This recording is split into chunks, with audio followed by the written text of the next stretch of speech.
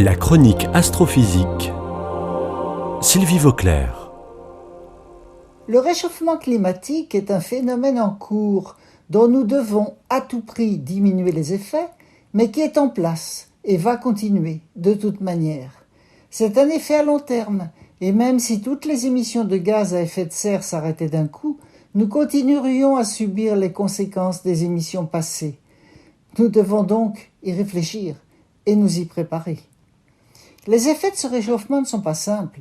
Il ne faut pas imaginer qu'on va avoir plus chaud partout rapidement. Ça va produire des phénomènes au sol et dans l'atmosphère avec de multiples conséquences.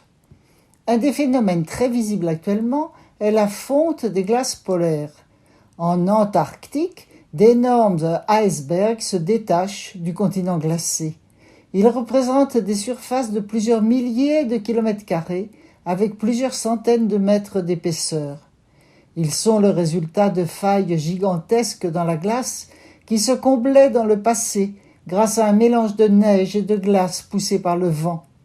Mais à présent, avec le réchauffement, ce mélange ne fonctionne plus comme avant. Il ne comble plus les failles et aide au contraire à former des icebergs de plus en plus grands. Le phénomène de fractionnement et de fonte des glaces polaires pourrait bien se produire beaucoup plus vite que prévu. Par ailleurs, le réchauffement des régions polaires peut conduire à des effets dévastateurs sur les courants atmosphériques, en particulier celui qu'on appelle le jet stream, ou courant polaire arctique, est perturbé. Si ça continue, il se déplacera de plus en plus vers le nord. Le jet stream est un courant d'air qui se forme là où l'air chaud qui remonte des tropiques rencontre l'air froid qui vient de l'Arctique. Il se déplace d'ouest en est à 160 km à l'heure environ, à 15 km au-dessus du sol. Ce courant contrôle l'humidité et la chaleur des régions qu'il traverse, en particulier l'Europe.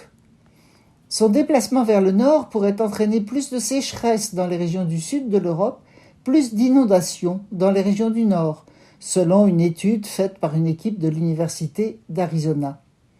Pour arriver à ce résultat, l'équipe a étudié le sous-sol du Groenland dans 50 sites différents et elle a pu reconstituer l'histoire passée de ce courant atmosphérique depuis le 8e siècle.